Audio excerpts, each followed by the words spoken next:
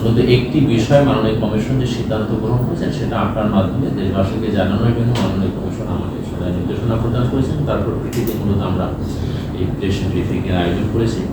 আপনারা সকলেই জানেন যে আমাদের জামালপুর জেলার সরিষাবাড়ি উপজেলার চেয়ারম্যান পদপ্রার্থীর সপক্ষে 2 জন ব্যক্তি একটি প্রকাশ্য জনসভায় আচরণবিধি লঙ্ঘন করে বক্তব্য দিয়েছিল। তাদের বক্তব্যের ভাষাটি ছিল আমাদের আইনের সম্পূর্ণ পরিপন্থী। তারা এরকম বক্তব্য দিয়েছিলেন যে অন্য কোনো পদপ্রার্থীর পুলিং এজেন্ট কেন্দ্রে যেতে দিবেন না, প্রয়োজনে তাদের হাত ভেঙে বা চল ভেঙে তাদেরকে যমুনা নদীতে নিক্ষেপ করবেন, এরকম কথা বলেছিলেন, যেটা ওই সময় বিভিন্ন গণমাধ্যমে প্রকাশিত হয়েছিল।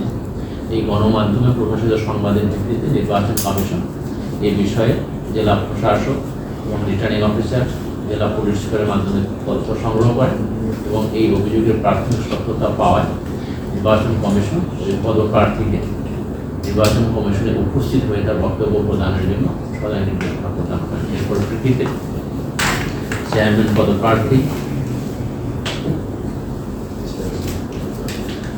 নির্বাচন কমিশনে এসে তার বক্তব্য প্রদান করেছিলেন এবং সেই বক্তব্য নির্বাচন কমিশন শ্রবণ করেছেন। শ্রবণ করার পরে নির্বাচন কমিশন সর্বসম্মতক্রমে সিদ্ধান্ত গ্রহণ করেছেন যে জামালপুর জেলার সরিষাবাড়ি উপজেলার চেয়ারম্যান পদপ্রার্থী জনাব মোহাম্মদ রফিকুল ইসলাম উপজেলা পরিষদ নির্বাচন আচরণ বিধিমালা 2016 এর বিধি 18 এবং 31 এর বিধান লঙ্ঘন করেছেন বিধায় উক্ত বিধিমালার বিধি 33 এর বিধান অনুযায়ী বর্ণিত নির্বাচনে তার প্রার্থীরা বাতিল করার জন্য মাননীয় নির্বাচন কমিশন সভায় সিদ্ধান্ত গ্রহণ করেছেন। এর পরিপ্রেক্ষিতে নির্বাচন কমিশন সচিবালয় থেকে জনাব মোহাম্মদ রফিকুল ইসলামের